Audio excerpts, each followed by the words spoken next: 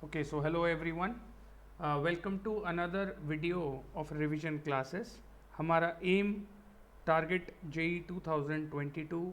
Again मैं आपको बता देता हूँ दीज वीडियोस आर हेल्पफुल उन लोगों के लिए जो कि इस बार जेई का एग्ज़ाम दे रहे हैं। 2022 में अटेम्प्ट होगा अभी, उसके अंदर जो भी बच्चे अटेम्प्ट कर रहे हैं उनके लिए ये यूज़फुल है।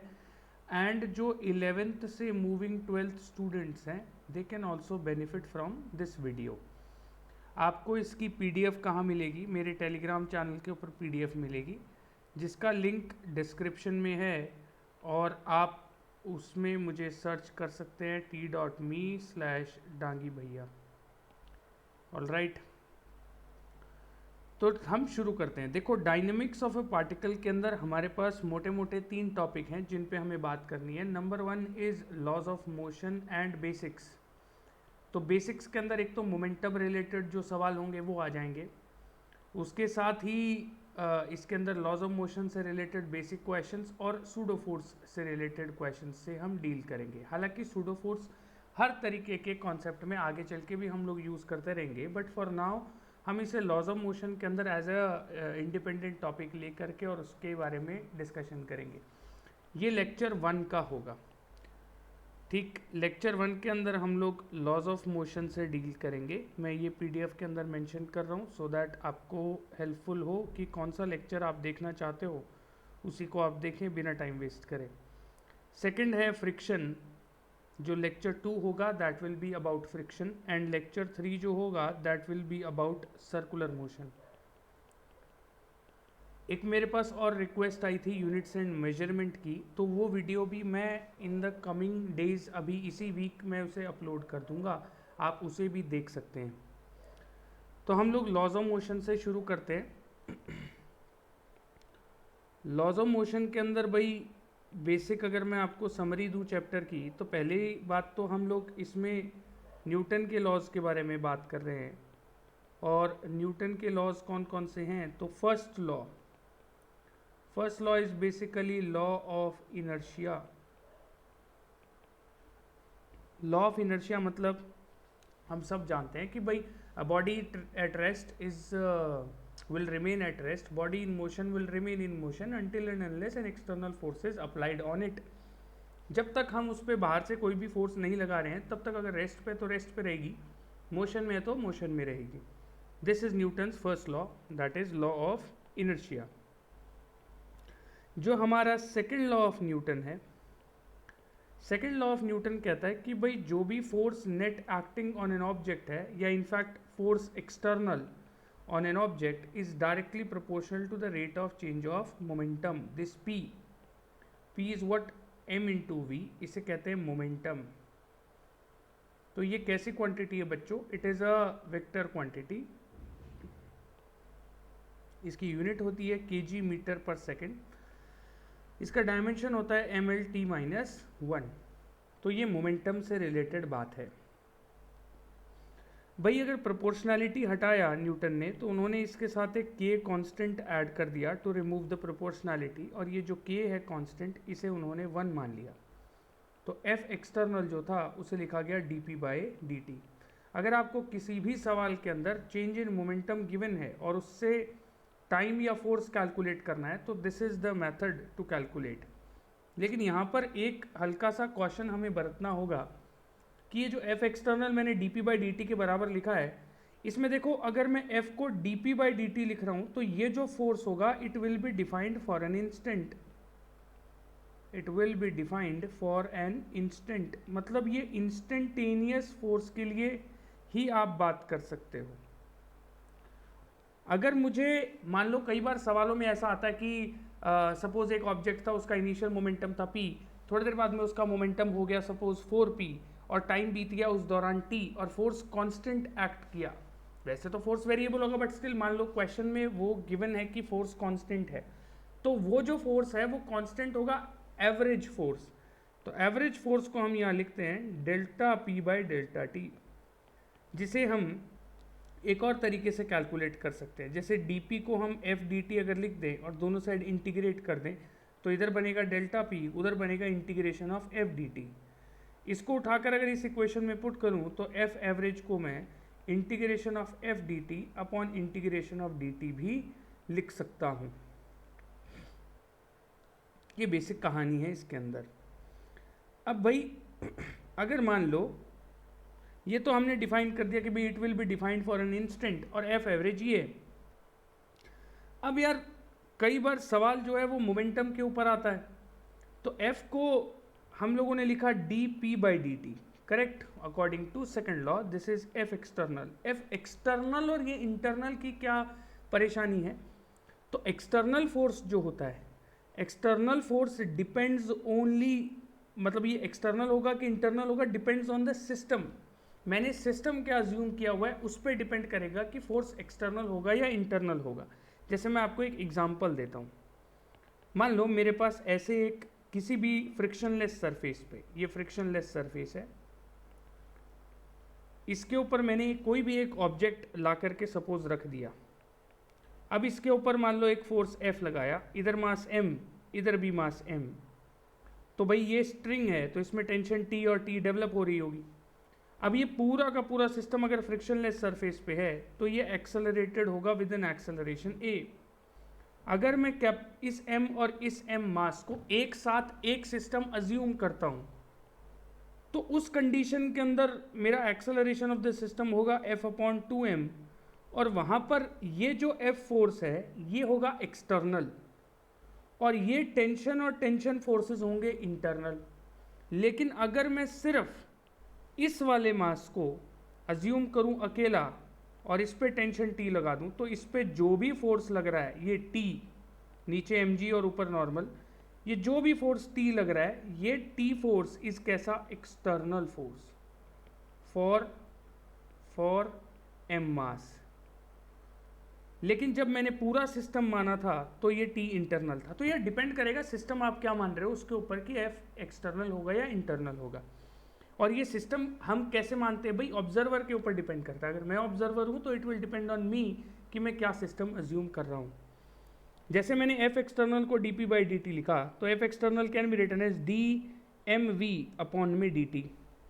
तो F एक्सटर्नल को लिखा जाएगा बेटा M D V by D T plus V D M by D T, क्योंकि दो वेरिएबल्स है ना m एंड v। अब जनरली इन डायनेमिक्स या इनफैक्ट बोला जाए तो लॉज ऑफ मोशन के अंदर बेसिकली ये जो dm बाई डी टी वाली टर्म है इसको मैं ज़ीरो मानता हूँ। तो इस हिसाब से मेरे पास f एक्सटर्नल की वैल्यू क्या हो गई, that is m D V by D T. इसको ज़रा हम इधर भी लिखेंगे, इसको मैं बॉक्स में डाल देता हूँ ताकि अपने को कन्फ्यूजन ना हो। तो हमने लिखा भाई f external is m D V by D T. Now what is this D V by D T, this is acceleration. तो f एक्सटर्नल की वैल्यू आ गई मास इनटू एक्सेलरेशन। इसको भी कई बार सेकेंड लॉ के तरीके से लिखा जाता है, लेकिन इज दिस सेकेंड लॉ, नहीं, ये एक पार्ट ऑफ सेकेंड लॉ है कि f equals to ma। Actual second law ये है भाई, तो आप कंफ्यूज नहीं होना, इसे ध्यान रखना। ये हमारा सेकेंड लॉ है। इसके बाद आता है थर्ड लॉ। थर्ड लॉ है बेटा एक्शन रिएक्शन पेयर, कि भाई every action has an equal and opposite reaction.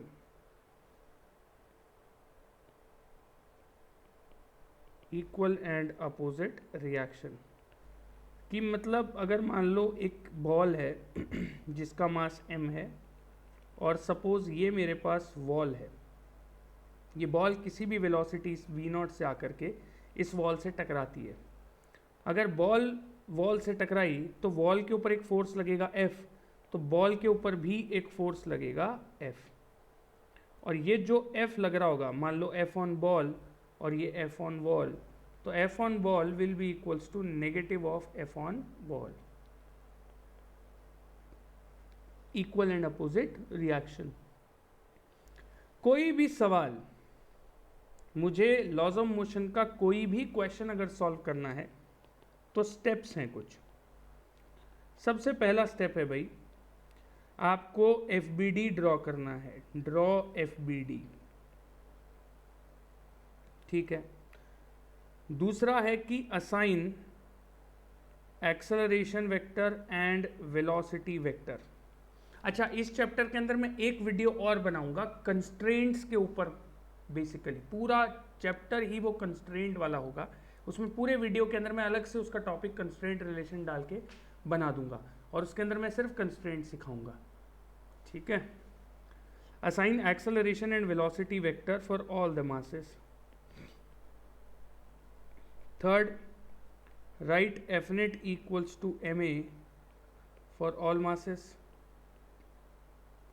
Fourth, solve and enjoy. Basically ये छोटे से स्टेप्स हैं, इसी के अंदर इलेबोरेट और हम करते जाएंगे। जैसे एफ बी डी बनाएंगे, एक्सेलरेशन बनाएंगे, F net equal to M A लिखेंगे और फिर यहाँ पर एक और स्टेप जुड़ जाएगा जिसे हम बोलेंगे कंस्ट्रेंट रिलेशन। वो फिर एडवांस लेवल प्रॉब्लम्स के लिए भी आपकी हेल्प करता है। तो इसी के बेसिस पे 2021 जेई में एक सवाल आया। सवाल है कि भाई एक पार्टिकल है जिसको मैंने प्रोजेक्ट करा with the velocity v not along x axis. एक डैम्पिंग फोर्स है जो उस पार्टिकल पे एक्ट करता है, जो कि प्रोपोर्शनल है to the square of distance from the origin, that is M A equals to minus alpha X square. तो आपको गिवन है M A is equals to minus alpha X square. वैसे तो ये क्वेश्चन काइनेमेटिक्स का हो गया, बट क्योंकि यहाँ फोर्स के बारे में बोला गया है तो ऐसा कुछ हमने लिखा। The distance eight which the particle stops, तो कितने डिस्टेंस पर पार्टिकल स्टॉप करेगा। भाई यहाँ से मैं एक्सेलरेशन को minus alpha X square upon M लिख सकता हूँ, और क्योंकि मेरे को डिस्टेंस बोला है तो एक्सेलरेशन के दो फॉर्मूले होते हैं, पिछले वीडियोस में पढ़ के आ चुके हैं। एक है D V by D T, एक है V D V by D X. ये D V by D T कब यूज़ करेंगे, जब V as a function of T दिया होगा, और V D V by D X कब यूज़ करेंगे, जब V as a function of X मुझे कुछ पूछा गया होगा। जैसे यहाँ पर मुझे बोल रहा है कि अगर वो ओरिजिन से मैंने उसको छोड़ दिया, distance eight which the particle stops, तो डिस्टेंस के बारे में पूछ रहा है और ओरिजिन से इस वेलोसिटी से प्रोजेक्ट किया गया, वो भी एक्स एक्सिस के लॉन्ग, ये फोर्स है। तो मतलब 1D मोशन है और डिस्टेंस और डिस्प्लेसमेंट बराबर होंगे, और एक्सेलरेशन के लिए मेरे को ये वाला फॉर्मूला यूज़ करना होगा। तो मैंने लिखा V D V by D X is equals to minus alpha X square upon M. तो V D V is equals to minus alpha upon M into X square into D X. दोनों side क्या कर दें, integrate. Displacement 0 से x हुआ, क्योंकि जब origin पे था तो वेलोसिटी v नॉट थी, जब x पे आकर के पूछा है स्टॉप हो जाएगा तो फाइनल वेलोसिटी क्या हो जाएगी, 0 हो जाएगी। इस तरफ इंटीग्रेट किया तो minus V not square upon 2 is equals to minus alpha upon M into X cube upon में 3। माइनस से माइनस कैंसिल, तो हमारे पास x की वैल्यू आई 3m V not square upon में 2 एल्फा रेस टू पावर 1/3। अब देखो m तो है नहीं ऑप्शन में, किसी भी ऑप्शन में m नहीं है। अगर किसी भी ऑप्शन में m नहीं है तो फिर हमें इसके नियरेस्ट आंसर कौन सा है, क्योंकि अगर m नहीं है तो मैं m को 1 मान लूँगा just to match the option. वैसे तो इन्हें m देना चाहिए था क्योंकि यहाँ इन्होंने डिफाइन किया हुआ है, तो यहाँ भी गिवन होना चाहिए था, बट नहीं गिवन है। तो अब उस मोमेंट पे आप लड़ोगे तो नहीं इन्विजिलेटर से या जहाँ भी एग्ज़ाम देने गए हो वहाँ से, या आप सोचो मैं केस कर दूंगा, तो वो तो पॉसिबिलिटी है नहीं। तो उसके लिए फिर हम क्या करेंगे, नियरेस्ट आंसर को टिक करेंगे। तो नियरेस्ट आंसर इसके कौन है, नियरेस्ट आंसर ये है। I hope it is clear to you. Next question देखो, एक जो लोग पहली बार इस वीडियो को देख रहे हैं मैं उन्हें बता दूं कि हमारा मैं एक और आपको प्रेफर करता हूं चीज़, कि आप लोगों को जब मैं ये सवाल दे रहा हूं तो आप वीडियो पॉज करें, इस क्वेश्चन को सॉल्व करें, अगर प्रैक्टिस भी हो जाएगी उससे, और फिर मेरे साथ मैच करें। आंसर ठीक आता है तो खुद को उसी के अकॉर्डिंग हर क्वेश्चन के लिए 5 मार्क्स दें। और भाई फिर जितने भी क्वेश्चन है, मान लो 8 या 9 क्वेश्चन हैं या 10 क्वेश्चन है, तो 50 में से आपके कितने मार्क्स आए, उस हिसाब से आप अपनी प्रोग्रेस हर वीडियो के अंदर टेस्ट भी कर सकते हो। और इससे आपको एक चैलेंज भी मिल जाएगा कि पुराना वीडियो देखा और अगला वीडियो जो आने वाला है, जैसे डायनेमिक्स 2, अब मैं रेगुलर वीडियोस अपलोड करूंगा तो डायनेमिक्स 2 वीडियो आएगा, उसके अंदर फ्रिक्शन हम पढ़ेंगे, तो आप फ्रिक्शन रिवाइज करके बैठो, क्वेश्चंस को सॉल्व करो, अपने मार्क्स उसमें काउंट करो और रेगुलर अपनी परफॉर्मेंस को एनालाइज करते रहो कि हाँ भाई कहाँ पर आप स्टैंड कर रहे हो। अच्छा, नेक्स्ट क्वेश्चन है कि person standing on a spring balance inside a stationary lift measures 60 kg। तो एक स्प्रिंग बैलेंस के ऊपर एक आदमी खड़ा हुआ है, तो जब लिफ्ट स्टेशनरी होती है तो आदमी का जो वेट है, एक्सेलरेशन इसका 0, तो आदमी का वेट जो रीड करता है, रीडिंग कितनी होती है वो, दैट इज 60 kg। अब कह रहा है कि अगर लिफ्ट जो है वैसी लिफ्ट है, लेकिन अब वो लिफ्ट नीचे की तरफ एक्सेलरेट हो रही है 1.8 मीटर पर सेकंड स्क्वायर से। तो आपको ये बताना है कि भाई अगर ऐसा हो रहा है तो उस आदमी का वेट लिफ्ट के रिस्पेक्ट में कितना होगा, मतलब सॉरी वेट कितना उस स्प्रिंग बैलेंस पे रजिस्टर होगा अगर वो लिफ्ट नीचे की तरफ मूव कर रही है। तो भाई हम ऐसा मान लेते हैं कि वो जो लिफ्ट है अगर वो नीचे की तरफ एक्सेलरेट हो रही है तो, और स्प्रिंग बैलेंस है या कोई भी वेइंग मशीन है जनरल भी, तो वो क्या नापती है, आपका नॉर्मल नापती है। अगर आदमी इधर खड़ा हुआ है तो इस पे नीचे की तरफ क्या लग रहा होगा, mg, ऊपर की तरफ क्या लग रहा होगा, नॉर्मल, और ये नीचे के डायरेक्शन में एक्सेलरेटेड है, तो इसका मतलब कि भाई a एक्सेलरेशन इसका डाउनवर्ड डायरेक्शन में है, तो mg minus normal should be equals to ma। तो mg is how much, 600 minus m is 60 into 1.8 is equals to normal. तो ये 600 माइनस 0 से अगर ये मैं काट दूँ तो 48 एंड 108 इज़ योर नॉर्मल की रीडिंग। तो नॉर्मल की रीडिंग आ गई 492 न्यूटन। अगर ये 492 न्यूटन है तो फिर इस हिसाब से न्यूटन में ही मुझसे रीडिंग पूछी है। अगर वो केजी में रीडिंग पूछता, आप ध्यान दो, ये जो स्प्रिंग बैलेंस और दो तरीके के इंस्ट्रूमेंट्स हैं, एक तो होती है वेइंग मशीन, और एक होता है स्प्रिंग बैलेंस। तो वेइंग मशीन और स्प्रिंग बैलेंस, वेइंग मशीन के अंदर क्या मेजर करता है, ऑब्जेक्ट नॉर्मल आपका मेजर करता है, नीचे mg ऊपर नॉर्मल, तो आपका जो भी नॉर्मल है वो वेइंग मशीन मेजर कर लेगा। आपने नॉर्मल कैलकुलेट किया, कैलकुलेट नॉर्मल, फिर अगर आपको रीडिंग केजी वेट में निकालनी है, तो that will be equals to जो भी नॉर्मल आया divided by g, acceleration due to gravity. अगर आपको रीडिंग न्यूटन में निकालनी है तो रीडिंग अगर न्यूटन में निकालनी है तो फिर वो जो भी नॉर्मल मेजर किया उसी के बराबर। सिमिलरली स्प्रिंग बैलेंस, तो स्प्रिंग बैलेंस के अंदर ऐसा कुछ सिनेरियो होता है, F फोर्स लगाते हैं, ये ऐसा एक स्प्रिंग बैलेंस होता है इंस्ट्रूमेंट। तो अगर मैंने इसके अंदर भी रीडिंग कैलकुलेट करनी है बच्चों, तो मुझे अगर रीडिंग चाहिए इन केजी वेट, तो ये जो भी kx फोर्स है, आप इस kx फोर्स को कैलकुलेट करने पे फोकस कीजिए। जो भी ये kx फोर्स आप कैलकुलेट कर रहे हो, इस kx फोर्स को g से डिवाइड कर दोगे तो रीडिंग आ जाएगी केजी वेट में। अगर आपको यही रीडिंग न्यूटन में कैलकुलेट करनी है तो that will B kx divided by nothing, वो सीधा सीधा kx के बराबर होगा। समझ गए? तो इससे कंफ्यूज ना हो, कई बार क्वेश्चन में ये यूनिट्स लिखी होती हैं और आपको आइडेंटिफाई भी करनी आनी चाहिए, क्योंकि that is our task.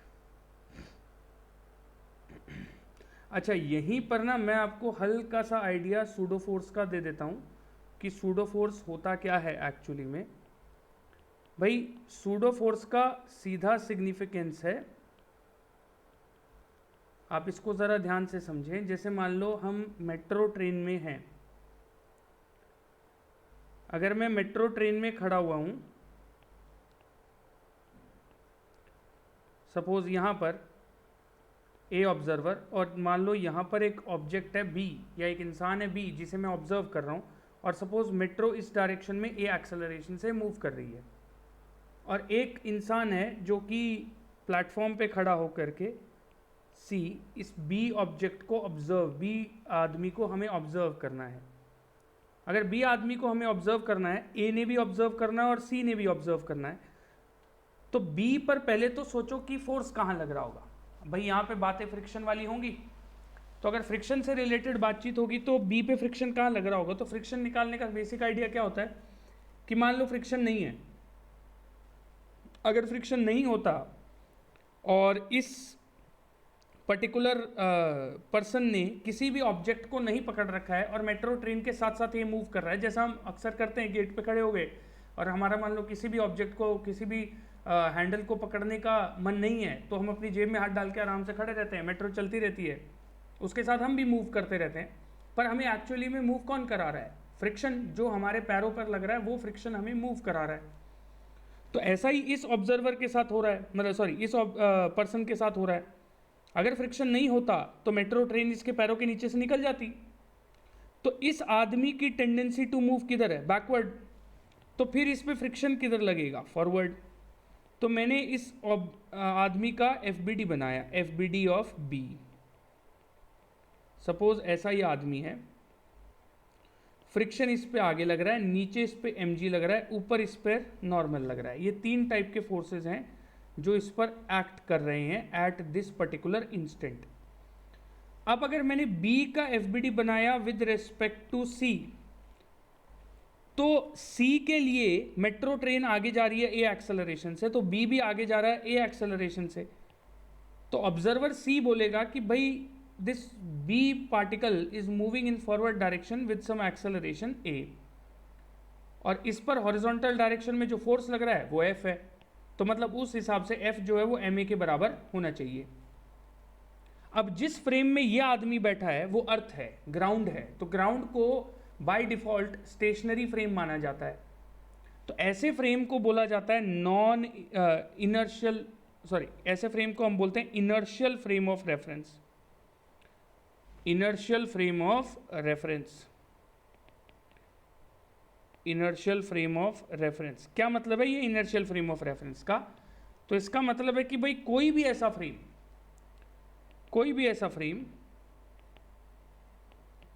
Frame that has no acceleration, उसके पास एक्सेलरेशन नहीं होना चाहिए। क्या that frame can be moving? Yes, but with constant velocity. Constant velocity के साथ मूव करेगा तो ही उस फ्रेम को हम इनर्शियल फ्रेम बोलेंगे, या रेस्ट पे होगा तो भी उसे इनर्शियल फ्रेम बोलेंगे। लेकिन जिस फ्रेम के अंदर ये ऑब्जर्वर A बैठा हुआ है वो तो मेट्रो ट्रेन है, that is moving with some acceleration A। जैसे ही इस A वाले ऑब्जर्वर ने इस B आदमी को देखा तो FBD of B with respect to A बनाया मैंने।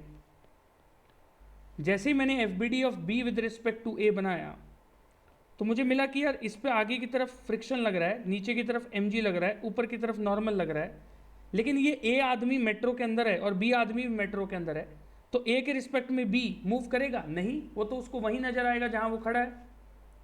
पर इस हिसाब से देखा जाए FBD के हिसाब से तो इस पे आगे के डायरेक्शन में एक F फोर्स लग रहा है, तो फिर इस हिसाब से तो न्यूटन के लॉज फेल हो जाने चाहिए। न्यूटन ने तो कहा था ना किसी भी ऑब्जेक्ट के ऊपर अगर फोर्स लग रहा होगा तो वो मूव कर रहा होगा। तो फिर इस A वाले आदमी को समझाया जाता है कि भाई तेरा फ्रेम कौन सा है? तो इस A वाले आदमी का फ्रेम है नॉन इनर्शियल फ्रेम। अब ये नॉन इनर्शियल फ्रेम क्या होता है? Accelerated frame. ऐसा कोई भी फ्रेम जो एक्सेलरेटेड हो उसे हम नॉन इनर्शियल फ्रेम कहते हैं। एक्सेलरेटेड फ्रेम के अंदर हमारे ऑब्जेक्ट के ऊपर एक एडिशनल फोर्स लगाना पड़ता है हमें to validate Newton's laws of motion. तो ये जो एडिशनल फोर्स मुझे लगाना पड़ रहा है टू वैलिडेट न्यूटन्स लॉज, या फिर उनको मैं एफिशिएंटली लगा पाऊँ, उस एडिशनल फोर्स को सूडो फोर्स कहते हैं। ऐसा क्यों? क्योंकि वो कोई एक्चुअल फोर्स नहीं होता है। This is not an actual force. ये सिर्फ हमारे अजम्पशन के अकॉर्डिंग हम इस पे लगा देते हैं ताकि हम न्यूटन के लॉज को वैलिडेट कर सकें। और ये जो सूडो फोर्स लग रहा है F सूडो, इसकी वैल्यू क्या होती है? इसकी वैल्यू होती है बेटा mass of the body being observed multiplied by acceleration of frame of observer. और इसका डायरेक्शन होता है, direction is always opposite to the direction of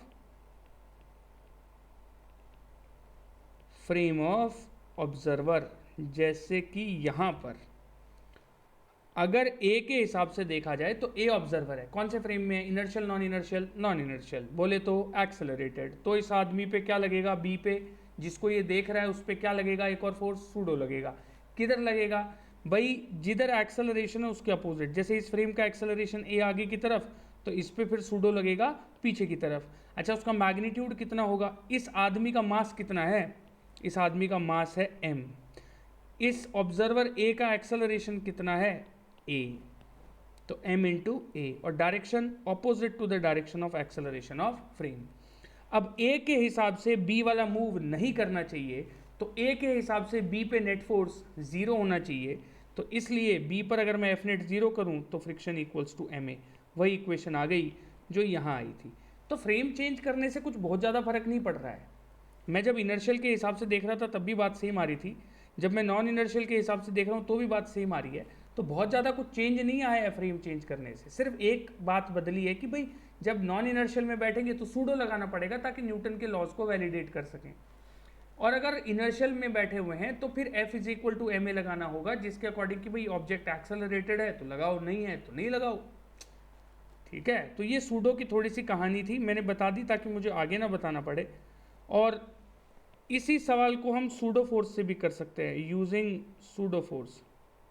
कैसे भाई, मैं लिफ्ट के रिस्पेक्ट में बात कर लूँ, मैं बात कर लूँ with respect to lift. With respect to lift इस आदमी का एफ बनाऊंगा तो नीचे mg, ऊपर नॉर्मल। अच्छा, लिफ्ट किधर जा रही है, एक्सेलरेटेड किधर है लिफ्ट, नीचे की तरफ, तो इसकी वजह से लिफ्ट पे क्या लगेगा, एक सूडो फोर्स लगेगा, किस डायरेक्शन में, ऊपर की तरफ, दैट इज ma। तो n प्लस ma जो है वो mg के बराबर होगा, क्योंकि लिफ्ट के रिस्पेक्ट में तो आदमी रेस्ट पे ही होएगा, तो इसलिए n की वैल्यू आ गई mg माइनस ma, जो कि 492 न्यूटन है। तो ये है छोटी सी कहानी इस सवाल की और सूडो फोर्स की। आगे बढ़ते हैं, पॉज करो, सॉल्व करो, मेरे साथ मैच करो। एक बॉय है, सवाल क्या कहता है पढ़ते हैं। A boy pushes a box of mass 2 kg with a force F। एक बॉय है जो एक बॉक्स को पुश कर रहा है विद सम फोर्स, मान लेते हैं, मैं तो F को ऐसे ही बना रहा हूँ अभी के लिए, 20 I cap plus 10 J cap. हाँ, ये एक्स एक्सिस वाई एक्सिस दोनों में होगा तो इस फोर्स का डायरेक्शन कुछ और होगा, बट मैंने फॉर रिप्रेजेंटेशन पर्पस ऐसा बना लिया ताकि फील आए कि हाँ फिजिक्स का कुछ सवाल कर रहे हैं। फ्रिक्शनलेस सरफेस है तो फ्रिक्शन नहीं है, तो मतलब इधर में म्यू को 0 लिख देना चाहिए मुझे। उसके बाद में कि the box was initially at rest, तो मतलब अभी इसकी कोई वेलोसिटी नहीं है, तो then dash metre is displacement along the X axis. देखो सिर्फ एक्स एक्सिस के अलॉन्ग पूछ रहा है आफ्टर 10 सेकेंड्स। प्रोजेक्टाइल मोशन में मैं आपको पढ़ा चुका हूं कि X axis Y axis are two independent axis, और इनके अंदर जो भी मोशंस होते हैं वो इंडिपेंडेंट होते हैं एक दूसरे के। तो अगर इन दोनों के अंदर मोशन, क्योंकि फोर्स इंडिपेंडेंट होता है, एक्स का फोर्स वाई में डिस्प्लेसमेंट नहीं ला सकता, वाई का फोर्स एक्स में डिस्प्लेसमेंट नहीं ला सकता। अगर ऑब्जेक्ट रेस्ट से शुरू हो रहा है, जैसे इधर ऑब्जेक्ट रेस्ट से शुरू हो रहा है इनिशियली एट रेस्ट, तो मतलब अगर मुझे सिर्फ एक्स एक्सिस की बात कर रहा है तो मैं सिर्फ क्यों ना एक्स एक्सिस वाले फोर्स को ले लूँ, तो ये जो एफ वेक्टर है 20 आई कैप प्लस 10 जे कैप, इसके अंदर ये वाला जो पार्ट है दिस इज एफ एक्स, तो F x is 20 Newton. Now if F x is 20 Newton तो मास इंटू एक्सेलरेशन इज 20, तो मास कितना है 2 kg, 2a is equals to 20, तो एक्सेलरेशन इन एक्स आ गया 10 मीटर पर सेकेंड स्क्वायर। तो फिर डिस्प्लेसमेंट इन एक्स निकालना है तो 0 भाई U T plus half A T square you x into T plus half of A x into T square, और ये टर्म तो 0 क्योंकि इनिशियली एट रेस्ट, तो डिस्प्लेसमेंट इन एक्स बच्चों हाफ इंटू 10 इंटू 10 इंटू 10, तो ये 5, तो 500 मीटर। कहानी ख़त्म। इतना ही आसान सा सवाल था। अगला सवाल देखते हैं। एक ये सवाल है, ये कह रहा है consider a frame that is made up of 2 thin massless rods AB and AC as shown in the figure. A vertical force P of magnitude 100 newton is applied at a point A of the frame. अब देखने में देखो कितना ज़्यादा ऐसा लग रहा है कि भाई पता नहीं कितना ही कॉम्प्लिकेटेड सवाल है ये, पर ऐसा है नहीं, बहुत आसान क्वेश्चन है। ये 145 डिग्री है, ध्यान से देखो, तो ये कितना हो जाएगा 180 minus 145, that is 5 and 35 degrees, तो this is 35 degrees, तो this angle is also 35 degrees, और ये पी फोर्स की वैल्यू कितनी है 100 न्यूटन। आओ क्या पूछ रहा है मुझसे, और ये मासलेस है, इसका कोई मास नहीं, इसका कोई मास नहीं। Suppose the force P is resolved parallel to the arms AB and AC of the frame. The magnitude of resolved component along the arm AC is x Newton. तो देखो एक फोर्स ऐसे लग रहा है, उसका इधर 35 डिग्री पे मेरे को कंपोनेंट लेना है, तो कितना कंपोनेंट आएगा 100 cos 35, 100 cos 35, तो cos 35 की वैल्यू 0.819, तो that is 100 into cos 35 degrees. This will be force along AC, तो that is 100 into 0.819, that is 81.9, बोले तो approximately 82 Newton is the answer. खत्म बात, बस इतना सा ही सवाल था, देखने में बस मुश्किल लग रहा है। आओ अगला सवाल देखें। नेक्स्ट है कि a particle moving in the XY plane experiences a velocity dependent force F vector K is equals to VY I cap. देखो अब जो मुझे फोर्स वेक्टर दिया that is K VY I cap plus VX J cap, where Vx and Vy are the x and y components of its velocity vector V। तो मतलब जो v vector है that is equals to V X I cap plus V Y J cap. Confuse नहीं हो जाना है, ये force है, ऐसा नहीं कि वेलोसिटी कुछ ऐसी हो गई है, नहीं, क्वेश्चन में एग्जैक्टली मेंशन्ड है, तो सवाल पढ़ना ज़रूरी है कि वी एक्स और वी वाई एक्स और वाई कॉम्पोनेंट है वेलोसिटी के, और फोर्स कुछ ऐसा दिया हुआ है डिपेंडेंसी में। अगर ए एक्सेलरेशन है उसका पार्टिकल का, तो मैं क्यों ना ए को डिफाइन ही कर लूँ, तो ए हो जाएगा F upon M, that is equals to K upon M into V I cap plus V X J cap. अब यार देखो ए ये दिया हुआ है, तो अगर मैं यहाँ से इसको यूज़ करूँ कुछ देर के लिए, ध्यान देना ज़रा इस पे, बाद में आते हैं ऑप्शंस पे, पहले मैं आपको एनालाइज करना सिखाता हूँ कि ऐसे सवालों को मतलब भाई एनालाइज कैसे किया जाए, मतलब क्या अप्रोच कैसे लगाई जाए। जैसे मेरे को एक्सेलरेशन दे दिया, ठीक है, और फिर देखो सारे ऑप्शन में V A kinetic energy F vector ये इन्हीं के आसपास घूम रहा है, तो मतलब ये कुछ वी और ए में रिलेशन तो मेरे को निकालना पड़ेगा, और एक बार ही वी भी दे दिया और ए मैंने कैलकुलेट कर लिया, तो इसका मतलब कि मुझे एक्सेलरेशन और वेलोसिटी को रिलेट करने के बारे में सोचना चाहिए। तो ये जो एक्सेलरेशन वेक्टर है जिसकी value K upon M V Y I cap plus K upon M V X J cap ऐसे लिखी हुई है, तो ये है तो एक्सेलरेशन इन एक्स और ये है acceleration in Y, as simple as that. भाई इनमें से एक है एक्सेलरेशन इन एक्स और दूसरा एक्सेलरेशन इन वाई, तो acceleration in X that is D V X upon D T can be written as K upon M into V Y. Similarly acceleration in Y is dvy upon dt can be written as k upon m into vx। आप एक काम करो, one equation को 2 से divide कर दो, तो जब हम इक्वेशन नंबर 1 को 2 से डिवाइड करेंगे तो हमारे पास आएगा D V Y upon D V X is equals to V X upon V Y. तो यहाँ से देखो V Y D V Y is equals to V X D V X, दोनों साइड क्या कर दें इंटीग्रेट कर दें, ठीक है, तो इंटीग्रेट करेंगे तो जनरल एक्सप्रेशन आ जाएगा V Y square upon 2 is equals to V X square upon 2 plus some constant C, क्योंकि this is indefinite integration. So ये अगर आ गया तो मैं V Y square minus V X square is equals to some constant लिख सकता हूँ। अब ध्यान दो पहला ऑप्शन क्या कह रहा है, पहला ऑप्शन कह रहा है कि quantity V vector and A vector is constant in time. यार जब फोर्स ही एक्स पर डिपेंड कर रहा है,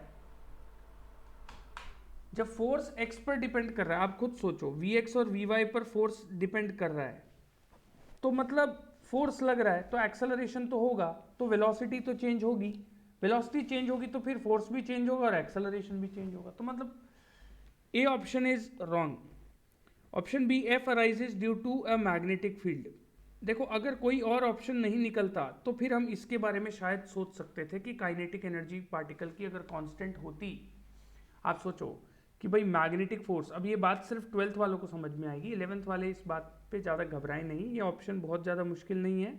ये ऑप्शन इस ऑप्शन से निकलता है, जैसे सी ऑप्शन समझते हैं, kinetic energy of A particle is constant in time. तो अगर काइनेटिक एनर्जी कांस्टेंट कैसे होगी जब वी वेक्टर ही कांस्टेंट नहीं है मैग्नीट्यूड वाइज, तो जब वो कांस्टेंट नहीं है तो काइनेटिक एनर्जी भी कांस्टेंट नहीं होगी।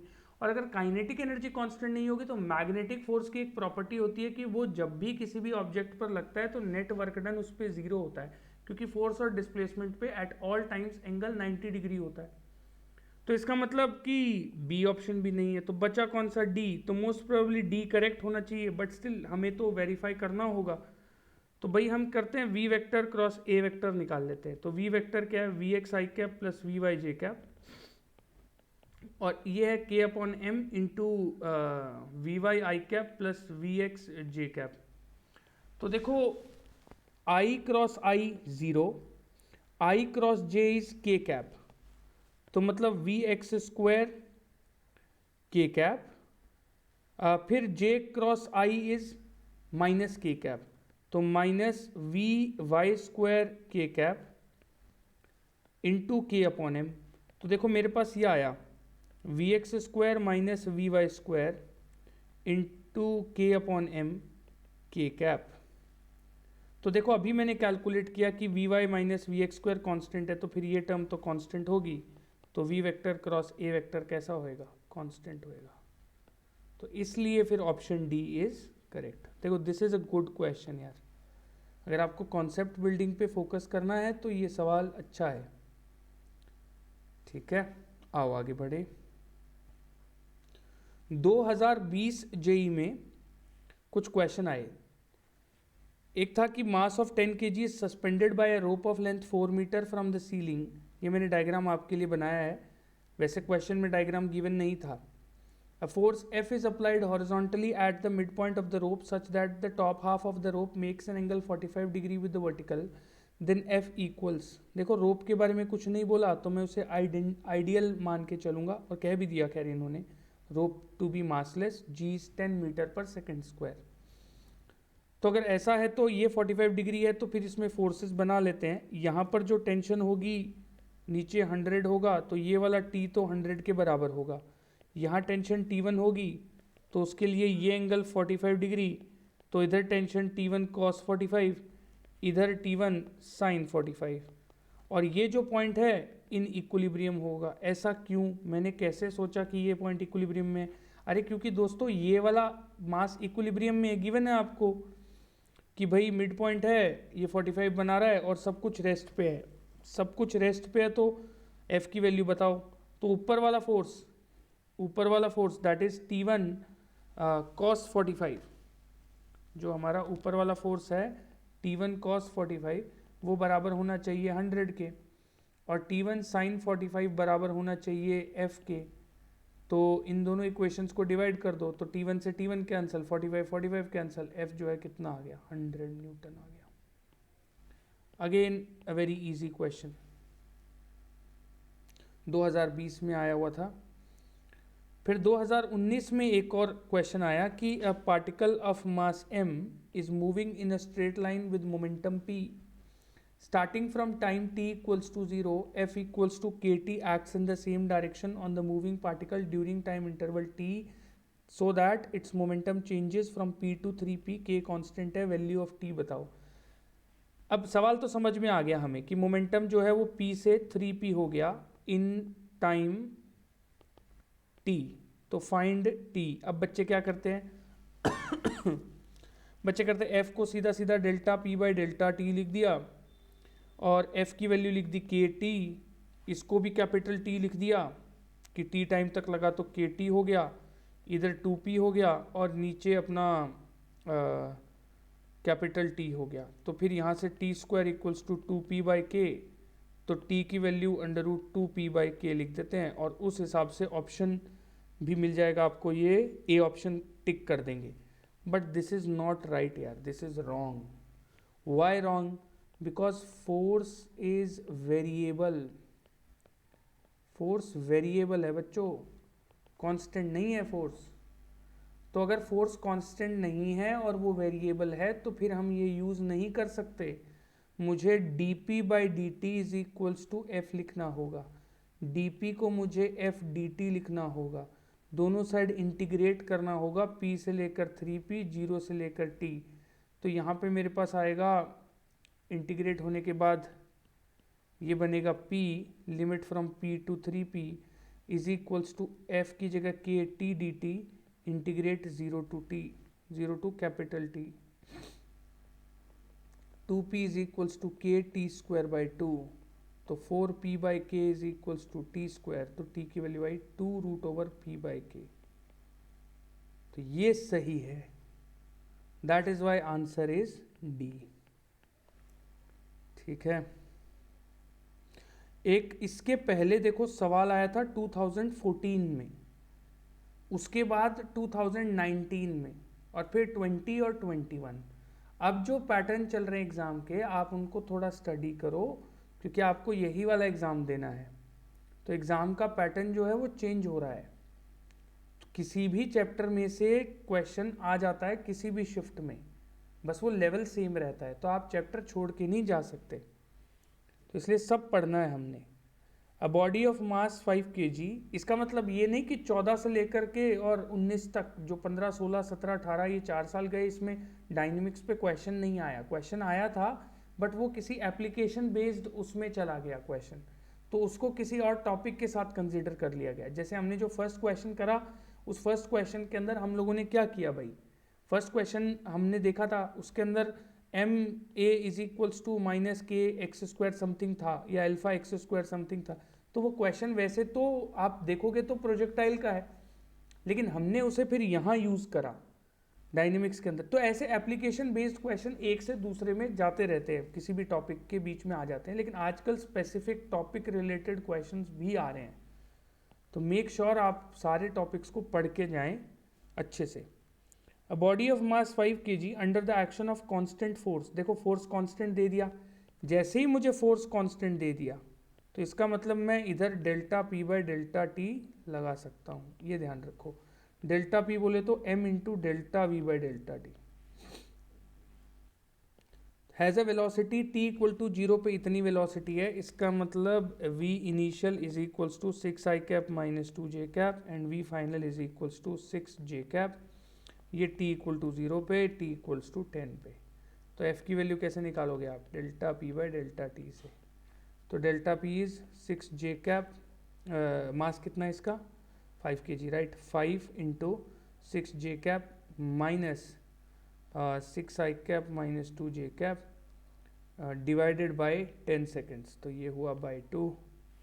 तो f की वैल्यू आ गई हमारे पास 6 j cap minus 6 i cap plus 2 j cap upon में 2। तो f आ गया minus 3 i cap plus 4 j cap Newton. This is your force. तो इसके साथ हमारा ये टॉपिक सम अप हम करते हैं, यहाँ पर ये टॉपिक ख़त्म होता है। अब अगली लेक्चर में हम लोग मिलेंगे, उसके अंदर हम dynamics of particle 2 that is frictional force पे हम लोग बात करेंगे। इस टॉपिक से रिलेटेड 3 लेक्चर्स और आएंगे। एक में हम फ्रिक्शन से डील करेंगे, दूसरे में हम सर्कुलर मोशन से डील करेंगे, और एक स्पेशल लेक्चर में डालूंगा जिसके अंदर मैं कंस्ट्रेंट रिलेशन पढ़ाऊंगा।